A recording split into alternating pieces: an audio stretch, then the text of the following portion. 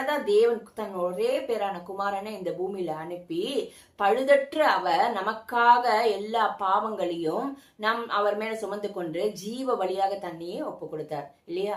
So அந்த சுவிசேஷத்தை இயேசு கிறிஸ்து நம்மளை நேசிக்கிறார், நம்ம பாவங்கள் குற்றம் குறைகளை மன்னிக்கிறார் அப்படின்னு நம்ம சொல்றச்சே அதை இதயத்தை கடினப்படுத்தாதபடிக்கு அவருடைய சத்தத்தை கேட்டு பரலோக ராஜ்யம் சமீபமா இருக்கு, நம்ம நித்திய ஜீவனை அடையணும், இளைப்பாறுதல் அடையணும், அது நம்ம யாரு நம்ம எல்லாரும் மண்ணென்று உணர்ந்து கொண்டு அவரோட சத்தத்தை கேட்டு அதுக்கு கீழ்ப்படிச்சு ரட்சிக்கப்பட்டவங்களும் ஏன் நான் தன் சிலுவையை சுமக்காமல் இயேசு கிறிஸ்துவ பின்னாடி நம்ம ஃபாலோ பண்ண முடியாது. நான் ஏன் சிலுவையை சுமக்கணும்? நான் ரட்சிக்கப்பட்டாச்சுனாக்க நான் ரொம்ப ஹாப்பியா அந்த ஹைப்பர் கிரேஸ்னாக்கா எல்லாமே அன்னைக்கே ஏசப்பா மன்னிச்சுட்டாரு, சிலுவையில செஞ்சுட்டாருன்னு அவர் கிருபை உள்ளவர் தான்.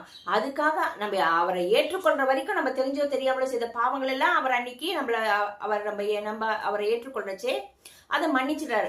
அதுக்காக திருப்பி தெரியாம நம்ம பாவம் செஞ்சுட்டு இல்ல ஒரு இதுல விழுந்துட்டா போய் மன்னிப்பு கேட்கறச்சு மன்னிக்க மாட்டேன்னு சொல்லி அவர் மன்னிக்கிறார். ஆனா திருப்பி திருப்பி அந்த பாவத்தையே செஞ்சு ஒவ்வொரு வாட்டி செஞ்சுட்டு அவர் தான் எனக்கு கிருபை கொடுத்திருக்காரு. அப்படி இல்ல, அவருடைய கிருபையை நம்ம அசட்டை பண்ணாதபடிக்கு அந்த கிருபையில் உள்ள வல்லமை அந்த தியாகத்தை நம்ம கொச்சப்படுத்தாதபடிக்கு அவர் செஞ்ச அந்த மாபெரும் தியாகத்துக்காக நம்ம நன்றி சொல்லணும்.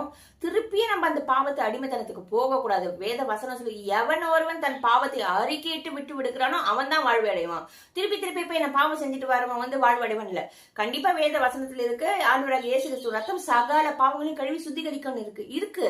அதுக்காக நீங்க போய் வாண்டடா போய் பாவம் செய்யறச்சு திருப்பி அவர் தான் என்ன மன்னிச்சுட்டாரே அப்படின்னு நம்ம கொழுப்படுத்து திமிர் எடுத்து போய் செய்யறச்சே அது எந்த விதத்துல நம்ம அவரை குற்றப்படுத்தி அவர் தான் எனக்கு கிரேஸ் கொடுத்துருக்காரு அப்படிங்கறத நம்ம அவர் கிருபையை புரிஞ்சுக்கவும் இல்லை, அதை அசட்டை பண்றோம்.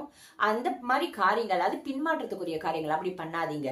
இன்னைக்கு உங்க இதயத்தை கடினப்படுத்தாதீங்க. இன்னைக்கு ஆண்டவரோட வார்த்தை உங்களுக்கு நேரம் வருது, கடினப்படுத்தாதபடிக்கு அவரோட இளைப்பாறுதல பங்கு கொள்ளணும்னாக்க அந்த சுவிசேஷத்தை புரிஞ்சு கொள்ளுங்க, பெற்றுக்கொள்ளுங்க, உண்மையா மனம் திரும்புங்க, இனி பாவம் செய்யாதீங்க, அறிக்கையிடுங்க, விட்டு விடுங்க.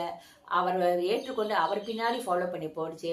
அவரே வழியும் சத்தியமா இருக்கார். யார்? இயேசு கிறிஸ்து. அப்ப நிச்சயமா அவரை ஃபாலோ பண்ணுச்சு நம்ம நித்திய ஜீவனை அடைய முடியும். ஆமீன். வாங்க நம்ம